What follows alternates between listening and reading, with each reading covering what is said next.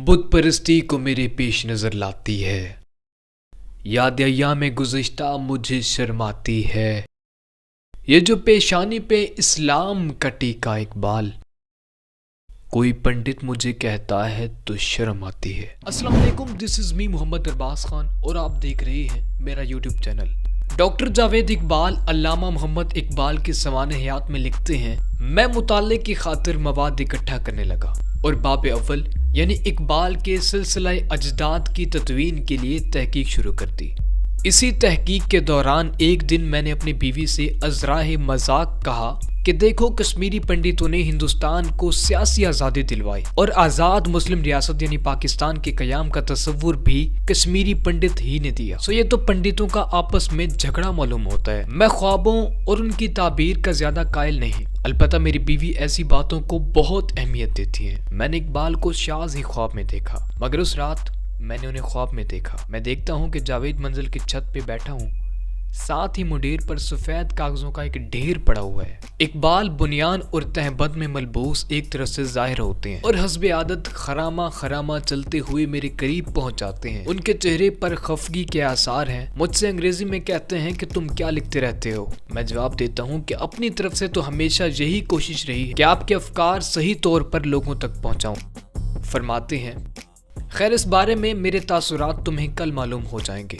इसके बाद यक लख्त मंजर तब्दील हो जाता है। मैं अब किसी घने दरख्त पर चढ़ा उसकी शाखों पर अटके हुए बहुत से कागज के पुर्जे इकट्ठे कर रहा हूँ। मेरी मदद के लिए कोई और शख्स भी वहाँ मौजूद है, लेकिन मैं उसे शिनाख्त नहीं कर सका। अलबत्ता उसे शिकायतन कह रहा हूँ कि अजीब बात है, मैं उनके अफकार की तशहीर के लिए इतनी मेहनत करता हूँ मगर उनको तसल्ली नहीं होती। इसी असना में मेरी आंख खुल गई, घड़ी देखी, रात के 3:30 बज रहे थे। ख्वाब मेरे जहन में ताज़ा था, इस ख्याल से कि सुबह तक भूल ना जाऊं उसे कलम बंद करने के लिए उठकर पेंसिल तलाश करने लगा। मेरी बीवी भी बेदार हो गई। मैंने उन्हें ख्वाब सुनाया। वो कहने लगी कि दरख्त पर चढ़कर शाखों पे अटके कागज के पुर्जे इकट्ठे करने की ताबीर तो यही है कि आप आजकल उनके शजरा नसब के मुतल्लिक तहकीक में मसरूफ हैं। अलबत्ता इस ज़मन में वो आपकी किसी बात पे नाखुश हैं। बहरहाल आप मुंतज़िर रहें, कल तक उनकी तरफ से ज़रूर कोई इशारा मिलेगा। अगला सारा दिन मैंने उनकी तरफ से किसी इशारे के इंतज़ार में गुजारा। मुझे रह रह कर यह ख्याल आता रहा कि आखिर वो किस बात पे नाराज़ हैं। रात हो गई लेकिन उनकी तरफ से कोई पैगाम वसूल न हुआ। मेरी बीवी ये कहकर सोने के लिए चली गई कि अभी 12 नहीं बजे, आप इंतज़ार करते रहिए। मैंने तंग आकर सोचा कि मैं भी किस कदर तोहम परस्त हूँ। बीवी के कहने पर सारा दिन इस अधेड़पन में ज़ाया कर दिया। अभी 12 बजने में चंद मिनट बाकी थे, लेकिन मेरी नींद अचाट हो चुकी थी।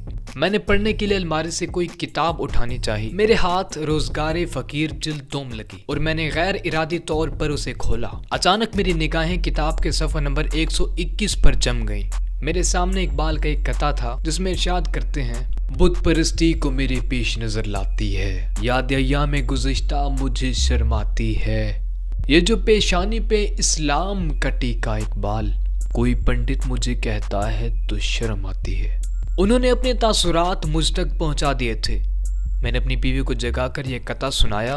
वो कहने लगी कि आपने कहा था कि ये तो पंडितों का आपस में झगड़ा मालूम होता है जो उनकी नाराजगी का सबब बना। जवाब दिया कि मैंने तो अज़राए मजाक बात की थी। वो बोली कि आपके मुंह से उन्हें ये बात अज़राए मजाक भी नागवार गुजरी, और क्यों ना हो, जो बात उनके लिए शर्म और नदामत का बायस है, आपको ज़ेब नहीं देता कि उसका तज़किरा अज़राए मजाक भी करें।